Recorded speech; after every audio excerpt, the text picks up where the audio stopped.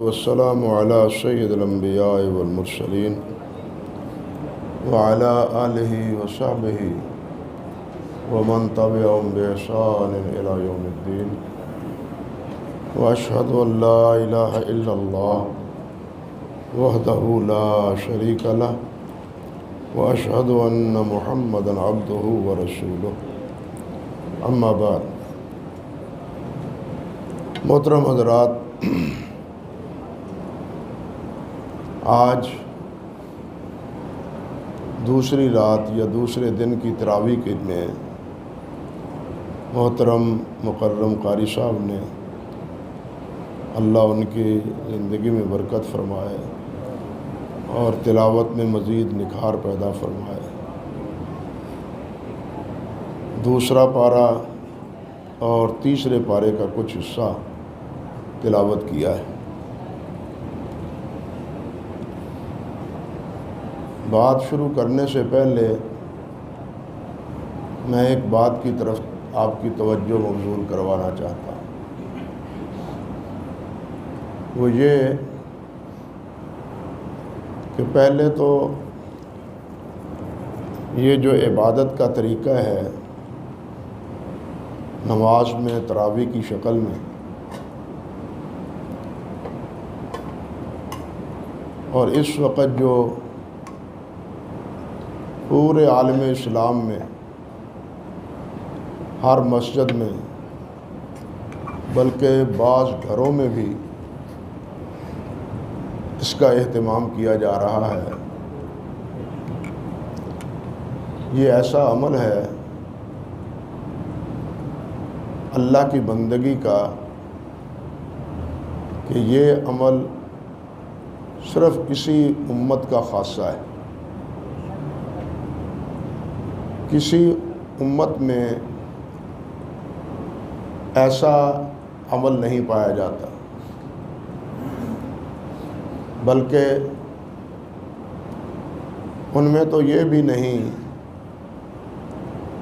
کہ ان میں سے کسی کو اپنی مذہبی کتاب یاد ہی ہو۔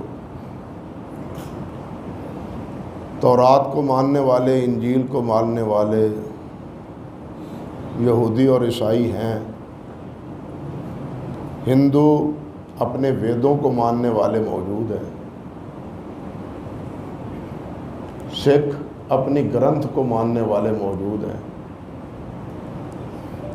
لیکن کسی ہندو اور کسی سکھ، کسی یہودی اور کسی عیسائی کو اپنی مذہبی کتاب یاد نہیں، اور نہ ہی ان کے ہاں عبادت کا یہ طریقہ اور اس میں اپنی مذہبی کتاب کی تلاوت کا طریقہ موجود ہے۔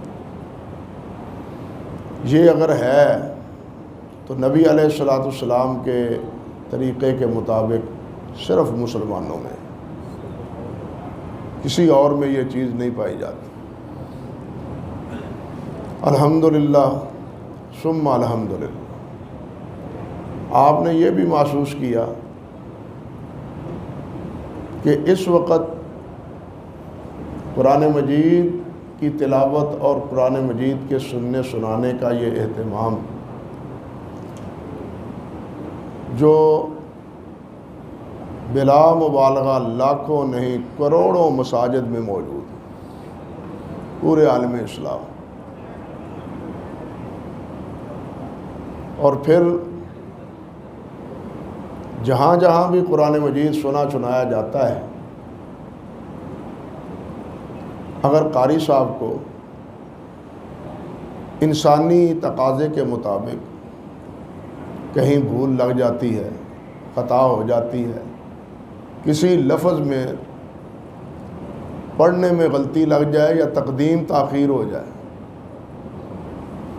تو پیچھے سے سامع آگے نہیں چلنے دیتا، وہ فوراً ٹوک دیتا ہے، لقمہ دیتا ہے، یاد دلاتا ہے کہ یہ جو آپ پڑھ رہے ہیں یہ ایسے نہیں بلکہ ایسے پڑھنا چاہیے۔ تمام مساجد میں اسی طرح، ہماری اس مسجد میں ہی نہیں، جہاں جہاں بھی ہے، حتیٰ کہ شاید آپ کو یہ بھی سابقہ پڑا ہو کہ حرم میں بھی اسی طرح یہ چیز پائی جاتی ہے۔ حرمین میں اگر حافظ سے، قاری صاحب سے، امام صاحب سے کوئی خطا ہوتی ہے، غلطی ہوتی ہے، تو سامع ان کو بھی لقمہ دیتا ہے کہ یہ آپ جو پڑھ رہے ہیں یہ درست نہیں پڑھ رہے۔ یہ چیز ہمیں اس بات پر متنبہ کرتی ہے کہ بعض حضرات جو پروپیگنڈا کرتے ہیں کہ صحابہ کرام نے معاذ اللہ ثم استغفر اللہ قرآن مجید کو تبدیل کر دیا تھا، بدل دیا تھا، یہ پروپیگنڈا صحابہ کرام کے خلاف سراسر جھوٹ پر مبنی۔ آپ حیران ہوں گے، یہ پروپیگنڈا زبانی نہیں بلکہ اس پر کتابیں لکھی گئیں۔ ایک کتاب طبرسی نے، بہت بڑا ان کا مولوی ہے، ذاکر ہے، اس نے ایک کتاب مستقل لکھی ہے، الکتاب المستطاب فی اثبات تحریف کلام رب الارباب۔ معنی سمجھیں آپ کہ یہ کتاب میں نے اس ثبوت میں لکھی ہے کہ اللہ رب الارباب کے کلام میں تحریف ہو چکی، اور یہ کتاب چھوٹی موٹی نہیں، 600-700 صفحے پر مشتمل ہے ہمارے پاس، سنی سنائی بات نہیں، پڑھی لکھی بات۔ اور یہ اسی کتاب میں نہیں، اصول کافی میں ہے، جو سب سے پہلی کتاب لکھی گئی، جس کا لکھنے والا 300 تقریباً 49 میں فوت ہوا ہے۔ اس سے پہلے کسی کتاب میں اس بات کا کوئی تصور نہیں تھا اور کہیں کوئی ذکر نہیں، لیکن ان حضرات نے یہ پروپیگنڈا کر کے اور لکھ کے صحابہ کرام کے خلاف اپنے بغض اور عناد کا اظہار کیا کہ انہوں نے قرآن مجید میں تحریف کی۔ اب آپ انصاف کریں کہ قاری صاحب کو ایک غلط لفظ تو کوئی پیچھے سے پڑھنے نہیں دیتا۔ صحابہ کرام اتنے بے حمیت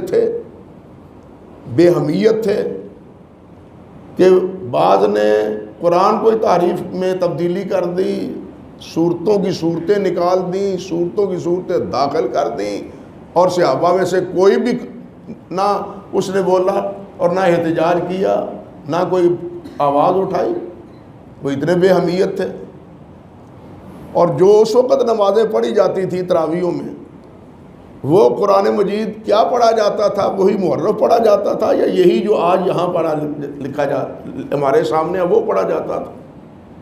سوچنے کی بات یہ ہے، جب آج ایک آیت، کیا ایک لفظ وہ قاری صاحب غلطی کریں تو سامع آگے نہیں چلنے دیتا ہیں، اگر وہ صورتوں کی صورتیں تبدیل کر دیں تو صحابہ کرام ان کو چھوڑتے، ان کو باقی رہنے دیتے؟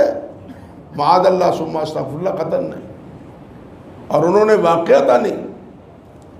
ہمارا اس بات پر بالکل یقین اور ایمان اور دلائل پر یہ بات قائم ہے کہ اس قرآن مجید کے جتنے الفاظ ہیں وہ سب محفوظ ہیں، آیات محفوظ ہیں، زیریں، زبریں، پیش، شد، ضمہ اور کیا ہے جزم، یہ سب محفوظ۔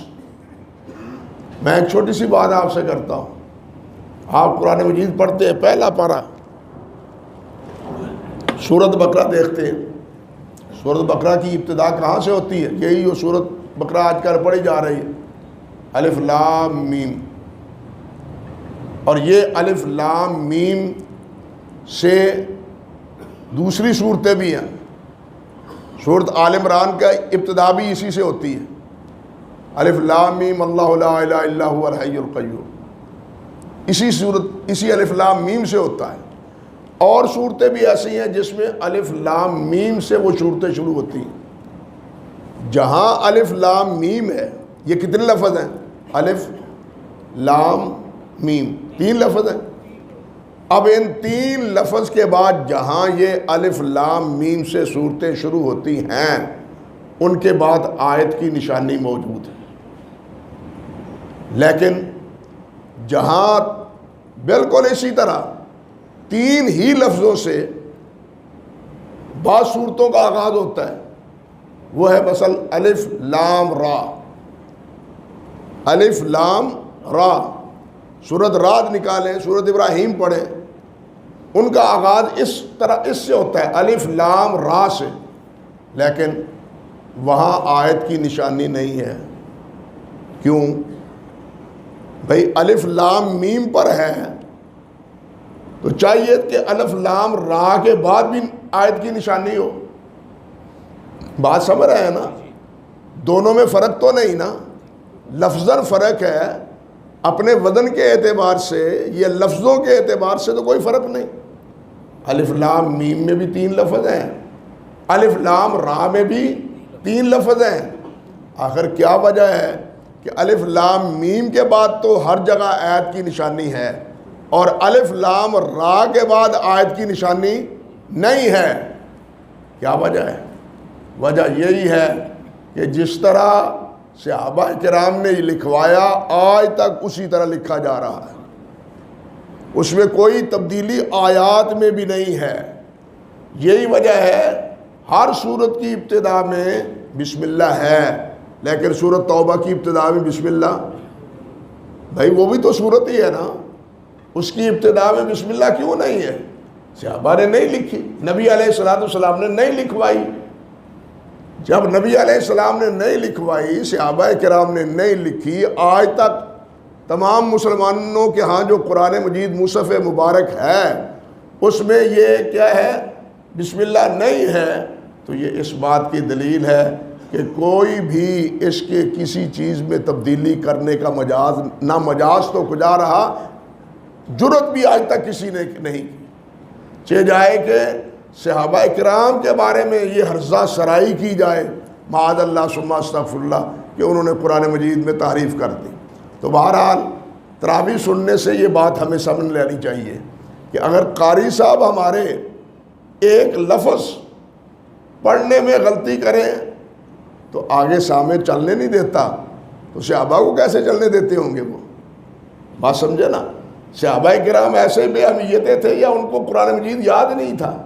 حالانکہ قرآن مجید کی جتنی قرات ہیں وہ تمام حضرات صحابہ کرام سے وابستہ ہے، اور جس طرح حدیث پاک کی سند ہے نا، محدثین بیان کرتے ہیں قرآن مجید کی بھی اسی طرح باقاعدہ سند ہے۔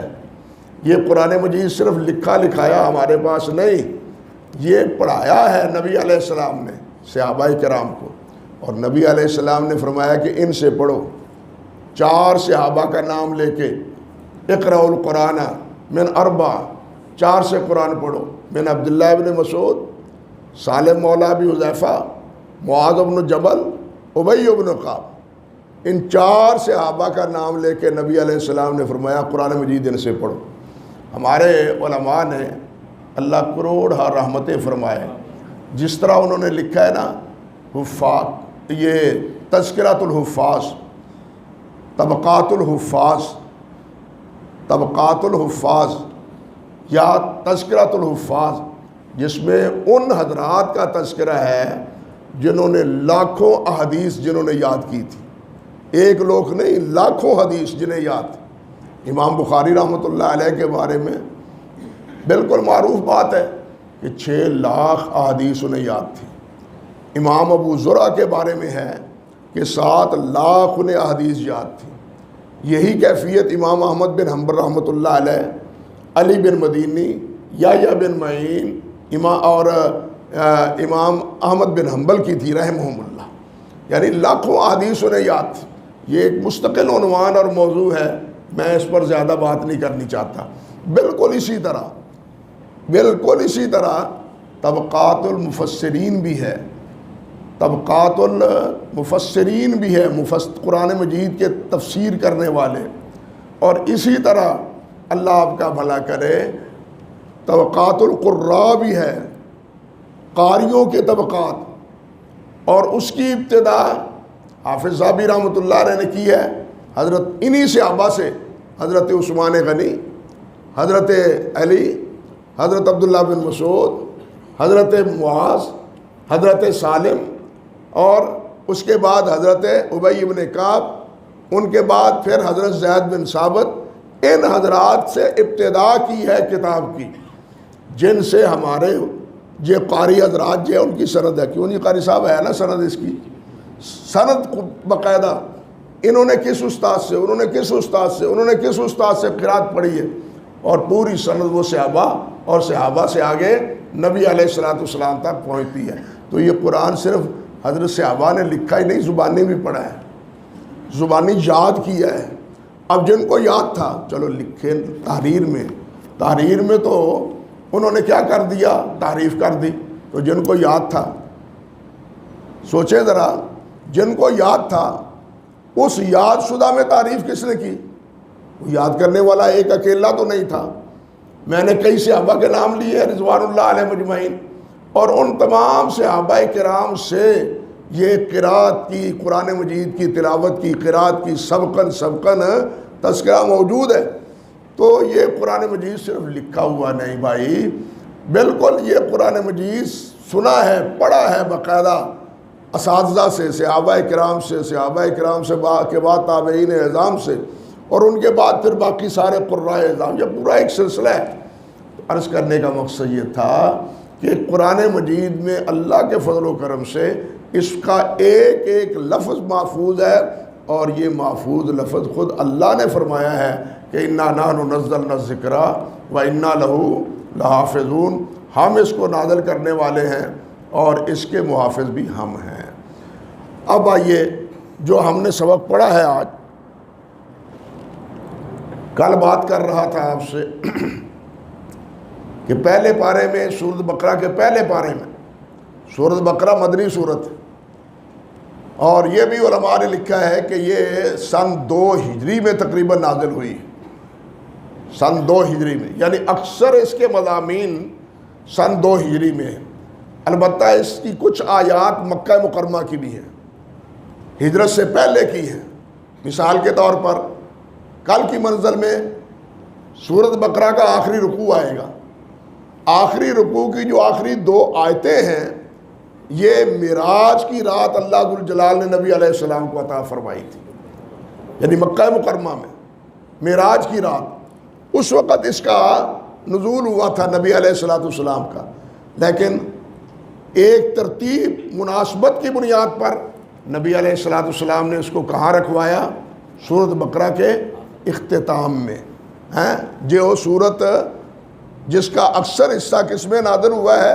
مدینہ طیبہ میں. اور قرآن مجید میں لکھا بھی ہے سورۃ البقرہ مدنیہ، کہ یہ سورت کیا ہے؟ مدنی ہے.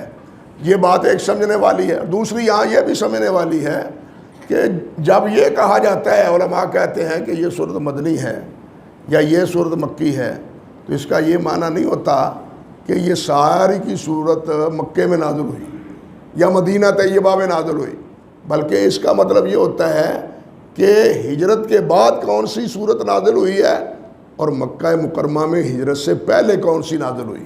یعنی اصل تفریق وہ کیا ہے؟ ہجرت نبوی ہے، اور ہجرت نبوی سے پہلے مکی زندگی میں جو ہے نازل ہوئی وہ کیا ہے؟ سورت مکی ہے. اب دیکھیے اللہ اکبر کبیرہ، ہجرت کے بعد اللہ ذوالجلال نے بہت سی صورتیں نازل کی فرمائیں. سورۃ مائدہ بھی ہجرت کے بعد نازل کی، لیکن آپ دیکھیں سورۃ مائدہ میں کیا ہے؟ معروف بات ہے کہ الیوم اکملت لکم دینکم، یہ کہاں نازل ہوئی؟ مکہ مکرمہ میں. حج کے موقع پر آپ اس وقت مکہ مکرمہ میں تھے. تو یہ مکی اور مدنی کی تفریق اس کے یہ معنی نہیں کہ یہ سورت ساری کی ساری مکہ میں نازل ہوئی یا یہ ساری کی سارا سورت مدینے میں نازل ہوئی، بلکہ مطلب یہ ہے کہ ہجرت سے پہلے اور ہجرت کے بعد کون سی سورت جو ہے نا وہ نازل ہوئی. اب یہ سورت ہے مدنی. مدنی سورت میں اللہ سبحانہ و تعالیٰ نے پہلے تو جس طرح کل میں عرض کر رہا تھا کہ 3 گروہوں کا ذکر کرنے کے بعد، دعوت دینے کے بعد، پھر چارج شیٹ دی ہے یہودیوں کے خلاف.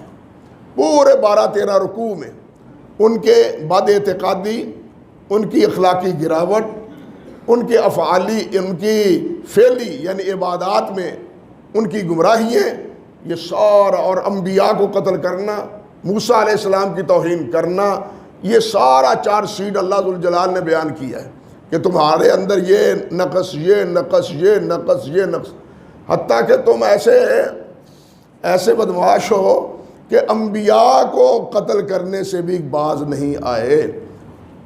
تمہارے ان جرائم کی وجہ سے تمہیں تمہارے اس منصب سے خارج کر دیا گیا ہے، جو تقریباً 2000 سال تک بنی اسرائیل کو یہ اعزاز رہا کہ ان میں ہی سارے انبیاء آئے اور حکومتیں بھی ان کو اللہ تعالیٰ نے عطا فرمائی۔ بنی اسرائیل کو حکومت بھی دی، بنی اسرائیل کو کیا نبوت بھی دی، لیکن اب کیا ہے؟ فرمایا تمہاری نالائکیوں کے نتیجے میں اب موقوف نبوت تمہارے خاندان سے ختم، اب تمہاری سلطنت ختم، اب یہ سلطنت ہے بنو اسرائیل میں، اور بنو اسماعیل میں کون ہے؟ حضرت محمد رسول اللہ صلی اللہ علیہ وسلم۔ اللہ ذوالجلال نے آپ کو نبی بنایا، اور نبی بنانے کے ساتھ ساتھ آپ نے جب مدینہ میں قدم رکھا تو 16 مہینے کے بعد اللہ ذوالجلال نے یہ بھی حکم فرما دیا کہ تم بیت المقدس کی بجائے بیت اللہ کی طرف منہ کر کے نماز پڑھو۔ قبلہ ہی تبدیل کر دیا، قبلہ بھی تبدیل کر دیا۔ جب قبلہ تبدیل کر دیا، عبادت کا رنگ ڈھنگ بھی تبدیل، عقائد، اعمال، اس میں بھی تفریق۔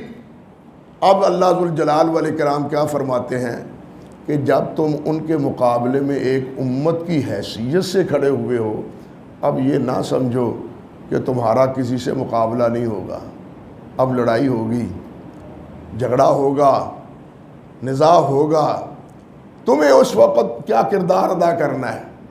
یہیں سے ابتدا کی تھی آج قاری صاحب نے۔ اللہ نے فرمایا کہ تم صبر سے کام لینا، تم صبر سے کام لینا، اور نماز پڑھتے رہنا، نماز پڑھتے رہنا۔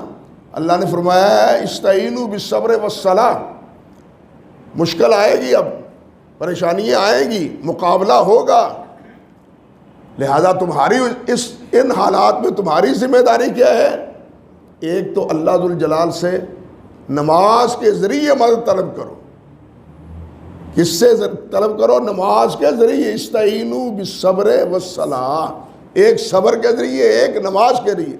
یہ چیز بتلاتی ہے کہ نماز انسان کی فکر مندیوں کا علاج ہے۔ نماز انسان کی فکر مندیوں کا کیا ہے؟ پریشانیوں کا کیا ہے؟ علاج ہے، بشرطے کہ ہم اس بات کو سمجھیں۔ آپ یاد نہیں آپ کو غزوہ بدر کے موقع پر ساری رات نبی علیہ السلام نے کس حالت میں گزاری تھی؟ نماز پڑھتے ہوئے گزاری تھی، دعا کرتے ہوئے گزاری تھی، اللہ سے مدد طلب کرتے ہوئے گزاری تھی کہ یا اللہ یہ چند افراد گنتی کے میں لے کے آ گیا ہوں، اگر ان کی مدد تو نہیں کرے گا تو پھر تیرا نام لینے والا بھی اس دنیا میں نہیں رہے گا۔ تو نماز بھی پڑھی اور دعا بھی کی، اللہ ذوالجلال سے مدد بھی مانگی۔ یہ چیز اللہ ذوالجلال نے یہاں بتلائی، اور بتلانے کے بعد پھر ساتھ دیکھیے آگے اس آیات کے بعد حج اور عمرے کا تذکرہ ہے کہ یہ حج اور عمرہ، اللہ اکبر، اس میں بھی دو چیزیں ہیں، ایک صبر ہے، ایک جہاد ہے۔ حج میں بھی صبر اور جہاد کا سبق، کیونکہ حج کا مشکل مرحلہ یہ صبر، تحمل، بردباری کے بغیر پورا نہیں ہو پاتا۔ اور دوسرا خود نبی علیہ السلام نے فرمایا ہے کہ جہاد بوڑھے اور عورتوں بچوں کے لیے یہ منظرہ جہاد کے ہے، اسی لیے اس کے بعد یہ حج اور عمرے کا تذکرہ فرمایا۔ پھر اللہ ذوالجلال والاکرام نے کچھ توحید کی باتیں بتلانے کے بعد پھر اس مسئلے کی طرف توجہ دلائی کہ بیت اللہ کی طرف منہ کرنا یا کسی اور کی طرف منہ کرنا، نیکی صرف یہ نہیں ہے کہ اب تمہیں کہہ دیا ہے کہ بیت المقدس سے منہ موڑ کے کس کی طرف منہ کر کے نماز پڑھو؟ بیت اللہ کی طرف. فرمایا نیکی یہی نہیں ہے بلکہ اصل نیکی کیا ہے؟ فرمایا اصل نیکی یہ ہے، اللہ فرماتے ہیں وَلَٰكِنَّ الْبِرَّ مَنْ آمَنَ بِاللَّهِ. کیسے ہے قرآن مجید میں اللہ ذوالجلال نے فرمایا؟ قاری صاحب اللہ اکبر کبیرہ. یہاں اسی کے بعد ہی یہ آیت اللہ ذوالجلال نے نازل فرمائی اور فرمایا کہ نیکی یہ ہے کہ اس میں تم اللہ ذوالجلال والاکرام، یعنی جس میں عقائد بھی ہیں، اعمال بھی ہیں، انفاق فی سبیل اللہ ہے، یہ ساری چیزیں اللہ ذوالجلال والاکرام نے اس آیت میں بیان کی ہیں. اللہ اکبر کبیرہ، اللہ اکبر کبیرہ. تو یہ یہاں یہ بھی بیان فرما، اور اس کے ساتھ ساتھ پھر رمضان المبارک کا ذکر ہے. رمضان المبارک سے پہلو میں قصاص کا ذکر ہے. پھر اسی صورت میں نکاح کا، طلاق کا، خلا کا، مرد و زن کے حقوق کا، شراب کی کراہت کا، پھر دین قرضہ لینا دینا، سود کی ممانعت کا. اسی صورت میں پھر اللہ آپ کا بھلا کرے رشوت دینے کا، معاملات میں رشوت لینے اور دینے، یہ ساری چیزیں اللہ ذوالجلال نے اس صورت میں بیان فرمائی. گویا کہ ایک نظام مدینہ طیبہ میں آنے کے بعد ایک پورا نظام دے دیا، نکاح کے بارے میں، طلاق کے بارے میں، بیع و شراء کے بارے میں، معاملات کے بارے میں، سارا نظام اللہ ذوالجلال والاکرام نے دے دیا. اور پھر ساتھ یہ بھی فرمایا کہ یہ میں نے نظام دے دیا، اب اس کو پورے کا پورا اختیار کرو. ادخلوا فی السلم کافہ، کہ اسلام میں پورے داخل ہو جاؤ. جب میں نے اسلام پورا تمہیں دے دیا ہے، تمہارے عقائد تمہیں بتلا دیے، تمہارے خانگی معاملات تمہیں سمجھا دیے. نکاح طلاق پہلے بھی ہوتے تھے لیکن اس میں جو شر و فساد تھا وہ اپنی جگہ ایک برائی تھی. اب میں نے تمہیں یہ حقوق دیے، یہ احکام دیے ہیں، طلاق اس طرح دینی ہے، نکاح اس طرح کرنا ہے، بیع و شراء اس طرح کرنا ہے، لین دین کے معاملات کس طرح کرنے ہیں. یہ ساری چیزیں اس صورت میں بیان کرنے کے بعد اللہ ذوالجلال نے یہ بھی فرمایا کہ اب دین کی جو بنیادی باتیں تھیں وہ میں نے تمہیں سمجھا دی ہیں، اب اس کو پورا اختیار کرو. یہ نہیں کہ کچھ حصے کو تسلیم کر لو اور کچھ حصے کو نہ تسلیم کرو، نہیں. یا ایھا الذین آمنوا ادخلوا فی السلم کافہ، اسلام میں پورے داخل ہو. اور ساتھ کیا فرمایا؟ ولا تتبعوا خطوات الشیطان، شیطان کے قدموں کے پیچھے نہ چلو. اب یہ چیز بڑی ہی ہمارے لیے سبق آموز ہے. دو ٹوک الفاظ میں، ایک ہے اسلام کی حد، ایک ہے اسلام سے ہٹ کے دوسرا طریقہ. دوسرا جو بھی طریقہ ہے، اب وہ یہودیت کا ہو، عیسائیت کا ہو، ہندو کا ہو، سکھ کا ہو، پارسیوں کا ہو، بھلے کسی کا بھی ہو، کوئی نظام ہو، وہ شیطان کا نظام ہے. یہ نظام اسلام اللہ کا ہے، اس کا حکم اللہ نے دیا ہے، اس کی تابع داری اللہ نے حکم دیا ہے کہ پورے کا پورا اس کی تابع داری کرو. اس سے ہٹ کے جو بھی اختیار کرو گے وہ کس کی تابع داری ہوگی؟ شیطان کی تابع داری ہوگی. ہم چاہے اس کو جو نام بھی دیں، تہذیب نام دے دیں، تجدد اس کا نام دے دیں، تمدن اس کا نام دے دیں، جو بھی اپنا منہ کالا کرنے کے لیے کر لیں، لیکن وہ تہذیب نہیں ہے، بد تہذیبی ہے. وہ تمدن نہیں ہے، وہ بلکہ بربادی ہے. وہ تہذیب نہیں ہے بلکہ سراسر خرابی ہے، شیطان کی پیروی ہے. ہمیں حکم اللہ ذوالجلال والاکرام نے اسلام کا دیا ہے. اسلام سے ہٹ کے جس کی بھی پیروی ہے وہ کس کی ہے؟ شیطان کی. یہ بالکل اسی طرح جس طرح اللہ کی عبادت کے علاوہ جس کی بھی عبادت کی جائے، کس کی عبادت ہے؟ شیطان کی. اللہ کے علاوہ ایک ہے اللہ کی عبادت، اللہ کی عبادت کے مقابلے میں جس کی بھی عبادت ہے، خواہ وہ عبادت فرشتوں کے نام پر ہو، انبیاء کے نام پر ہو، اولیاء کے نام پر ہو، سورج کے نام پر ہو، ستاروں کے نام پر ہو، یا کسی کے نام پر ہو، وہ سب شیطان کی عبادت ہے. وہ سب شیطان کی عبادت ہے. شیطان یہ سبق پڑھاتا ہے، شیطان اس طرف لگاتا ہے، وہی اسی نے گمراہ کرنے کا سارا ذمہ اور اپنا ٹھیکہ لے لیا ہے کہ میں ان کو گمراہ کروں گا. لہذا جو اس کے پیچھے چلتا ہے وہ کس کی عبادت کرتا ہے؟ وہ کس کی پیروی کرتا ہے؟ وہ شیطان کی پیروی کرتا ہے، وہ شیطان کی عبادت کرتا ہے. تو اسلام سے ہٹ کے جس کی بھی عبادت یعنی پیروی کی جائے، وہ تہذیب جدید ہو یا تمدن ہو، ترقی ہو، جو نام آپ دے دیں. ترقی کا دور ہے جی، مولوی تو پھر پرانیاں ہی گلاں کر دیں، ہاں دقیانوسی باتاں کر دیں، پرانیاں ہی باتاں کر دیں، کوئی نویں گل کرو مولوی صاحب ہوں.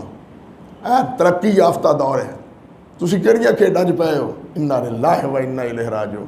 بھائی یہ ترقی نہیں ہے، یہ شیطان ہے. قرآن کا اگر ہمارا ایمان قرآن پر ہے تو اس ترقی کو قرآن کیا کہتا ہے؟ جس ترقی میں والدین کو گھر سے نکال دیا جائے، اولڈ کیمپ بنا دیے جائیں اور اولاد اس کے قریب تک نہ جائے، بتلائیے وہ تہذیب ہے؟ جن والدین نے اولاد کو پالا پوسا ہے، جوان کیا ہے، بڑے پلے ہیں، اور جب ان کی خدمت کا موقع آیا ہے تو ان کو کہاں پہنچا دیا ہے؟ او چلو ایس جگہ رہو تسی آرام نال، ہاں اسی کدی سال دے بعد آ کے تانوں سلام کرنے واسطے آ جایا کریں گے. بتلاؤ یہ تہذیب ہے؟ قرآن کیا کہتا ہے؟ قرآن نے حقوق کیا بیان کیے ہیں والدین کے؟ وَلَا تَقُلْ لَهُمَا اُفٍّ وَلَا تَنْهَرْهُمَا، اف بھی نہ کرو. یہاں موضوع تو نہیں، لیکن بات عرض کرنی چاہتا ہوں. اللہ ذوالجلال نے فرمایا کہ جب یہ باپ والدین بوڑھے ہو جائیں تو اف نہ کرو. اس کا کیا مطلب ہے؟ جب جوان ہو اس وقت اف کر سکتے ہو؟ بھائی اس کا مفہوم تو یہی ہے نا کہ جب بوڑھے ہو تو اف نہ کرو. اس کا مطلب ہے جب جوان ہو تو پھر ٹھیک ہے، تم منہ مار سکتے ہو، تکرار کر سکتے ہو، ہاں ان کے ساتھ جھگڑ سکتے ہو، باتیں کر سکتے ہو. نہیں، یہ مطلب قطعاً نہیں ہے، مفہوم مخالف قطعاً نہیں ہے یہاں. بلکہ یہاں تو مطلب یہ ہے کہ یہ بے سہارا ہیں، ان کو سہارا ملنا چاہیے. اس ناتوانی میں ان کو طاقت اور ان کو سہارا ملنا چاہیے. اس صورت میں جب تم ہی ان سے منہ موڑ لو گے، رخ بدل لو گے، تو ان کا سہارا کون بنے گا؟ اللہ ذوالجلال نے تمہیں ان کا سہارا بڑھاپے میں بنایا ہے. اس کا مطلب یہ ہے، یہ نہیں کہ جناب جوانی میں تو تم ان کے ساتھ دو ہاتھ کر سکتے ہو. معاذ اللہ، یہ مطلب اس آیت کریمہ کا نہیں ہے. کہنے کا مقصد یہ تھا، اللہ تو فرماتا ہے لا تقل لہما اف ولا تنہرہما، اور ساتھ یہ فرماتا ہے کہ اپنے پہلو ان کے سامنے کیا ہے؟ جھکا دو. اپنے پہلو ان کے سامنے کیا کرو؟ جھکا دو. اگر منہ مارتا ہے تو یہ جھکانا ہے، اگر پیشانی پہ تیور چڑھاتا ہے تو یہ جھکانا ہے. لیکن تہذیب جدید کیا کہتی ہے؟ وہ کہتی ہے تو اپنے تھا، میں اپنے تھا، ہاں تم اپنی جگہ پر، ہم اپنی جگہ پر. ہم اپنے آرام میں تمہیں کیوں مخل سمجھے؟ ہم نے زندگی گزارنی ہے، عیش و عشرت کرنی ہے. تم ہمارے اس عیش و عشرت میں خلل اندازی کرتے ہو، اس لیے تمہیں جناب کسی اور جگہ بھیجاتے ہیں. بتلائیے یہ ہے تہذیب جدید جو آج ہمارے پاکستان میں بھی جس کو رواج دیا جا رہا ہے اور مسئلہ اٹھایا جا رہا ہے کہ اس کی گنجائش ہے یا نہیں؟ اسلام میں اس کی کوئی گنجائش نہیں. اسلام میں اس کی کوئی گنجائش نہیں. اسلام تو بتلاتا ہے، او حضرت ابو ہریرہ رضی اللہ تعالی عنہ، انہوں نے اس وقت تک حج نہیں کیا جس وقت تک والدہ زندہ رہی تھی. حج نہیں کیا. جب والدہ فوت ہوئی تھی تب حج کیا. آپ نے سنا ہے حضرت اویس قرنی؟ نام سنا ہے نا؟ نبی علیہ السلام کی زیارت کے لیے کس لیے نہیں پہنچ سکے تھے؟ والدہ کی خدمت گزاری کی وجہ سے. حالانکہ صحابی کا شرف بہت بڑا شرف، انہوں نے صحابی کا شرف نہیں پایا مگر والدہ کی خدمت، اس سے ہاتھ نہیں اٹھایا، والدہ کی خدمت کرتے رہے.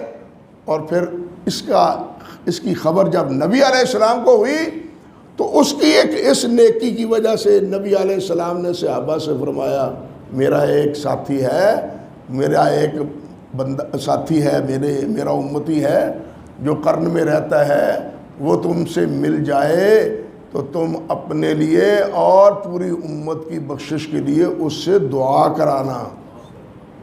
اندازہ کیجئے یہ کسے کہا جا رہا ہے؟ صحابہ کو کہا جا رہا ہے، اور پھر یہ دعا کروائی جس نے ہے؟ عمر فاروق رضی اللہ تعالیٰ عنہ نے۔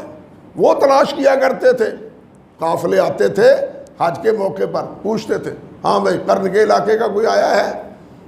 ایک وقت آیا، وہ بھی آئے ہوئے تھے، تو پھر حضرت عمر فاروق ان سے ملے اور ان سے دعا کروائی، اپنے بارے میں بھی اور نبی علیہ السلام کا یہ پیغام بھی پہنچایا اور امت کے بارے میں بھی۔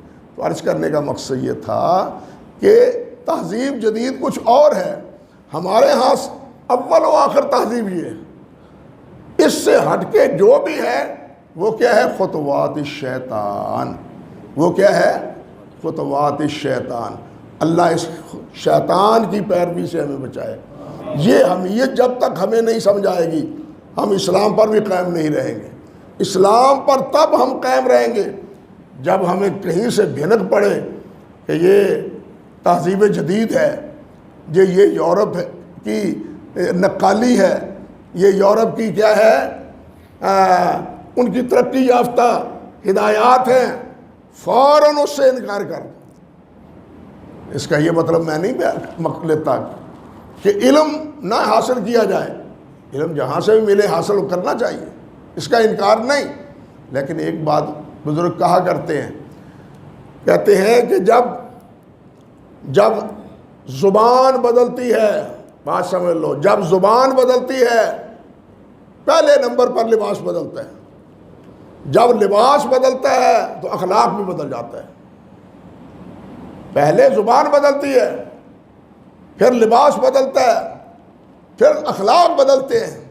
ہمارے بر صغیر میں یہی نہیں ہوا، پہلے ہماری زبان بدلی، اردو فارسی کے علاوہ انگریزی بدلی تو پھر ہمارا لباس بدلا، لباس بدلا تو ہمارا فکر بدل گیا، ہمارے عقائد بدل گئے، ہمارے اخلاق بدل گئے۔ اس لیے تعلیم ضرور حاصل کرنی چاہیے، تعلیم اور ہے، تہذیب اور ہے، تعلیم اور تہذیب میں فرق ہے، ان کی تہذیب اختیار نہیں کرنی چاہیے، علم جہاں سے ملے حاصل کرنا چاہیے۔ اللہ سبحانہ و تعالی ہمیں اسلام کا فدائی بنائے، تہذیب جدید کا فدائی نہ بنائے، تہذیب جدید کا فدائی نہ بنائے، بلکہ کس کا فدائی بنائے؟ اسلام کا فدائی بنائے۔ اللہ ہماری وابستگی، ہمارا جینا، ہمارا مرنا، دعا نہیں کی قاری صاحب نے، اللہم من احییتہ منا فاحیہ علی الاسلام ومن توفیتہ منا فتوفہ علی الاسلام۔ جب یہ دعا کرتے ہیں تو پھر ہمارا عمل اسلام پر کیوں نہیں ہے؟ اسلام پر عمل کیوں نہیں ہے؟ دوسری تہذیب کو کیوں اختیار کرتے ہیں؟ یہ دعا پڑھنا چھوڑ دیں کہ اسلام پر زندہ رہے، اسلام پر مرے، نہ پڑھیں یہ دعا۔ جس عقیدے پر، جس تہذیب پر، جس فکر پر زندگی چاہیں گزاریں، پھر یہ دعا بھی چھوڑ دیں۔ جب یہ دعا کرنی ہے تو پھر اسلام کے مطابق زندگی بھی گزارنی ہے، اسلام کو اپنا ملجا و ماوا سمجھنا ہے۔ اللہ ہمیں یہ حمیت اسلام کے بارے میں ہمارے دلوں میں پیدا کرے، پھر ہم بچ سکتے ہیں۔ اور یہ حمیت یقین جانیے، آپ صحابہ کرام کے واقعات پڑھ کے دیکھیں، جب تک صحابہ کرام کے دلوں میں تھی، اس وقت اللہ اکبر، اس وقت تک جب تک یہ غیرت حمیت تھی صحابہ میں، اس وقت تک صحابہ کرام کے مقابلے میں نہ ایران مقابلے میں کھڑا ہو سکا، نہ روم کھڑا ہو سکا، کوئی بھی کھڑا نہیں ہو سکا، نہ روم نہ ایران۔ کس لیے؟ اللہ اکبر کبیرہ۔ صحابہ کرام کے بارے میں قرآن نے کیا کہا ہے کہ وہ آپس میں کیا تھے؟ اشداء علی الکفار رحماء بینہم۔ یہ تھی حمیت، یہ تھی حمیت۔ آپس میں ہے تو بالکل نرم، مخالف میں ہے تم کیا اور ہم کیا، میرا ہمارا اور تمہارا فیصلہ تلوار کرے گی۔ اسلام لے آؤ، مان لو، نہیں مانتے جزیہ دے دو، اسلام کا غلبہ تسلیم کر لو، یہ بھی نہیں تسلیم کرتے تو پھر فیصلہ تلوار کرے گی۔ یہ تھی غیرت، لیکن آج ختم ہو گئی ہے۔ کیوں؟ کہ ہم نے اسلام کی حمیت ہی کھو دی۔ اللہ تعالی ہمیں ہمارے دلوں میں دین کی حمیت پیدا کرے، اسلام کی حمیت پیدا کرے، ہمارا جینا مرنا اللہ تعالیٰ اسلام پر رکھے۔ وآخر دعوانا ان الحمدللہ رب العالمین۔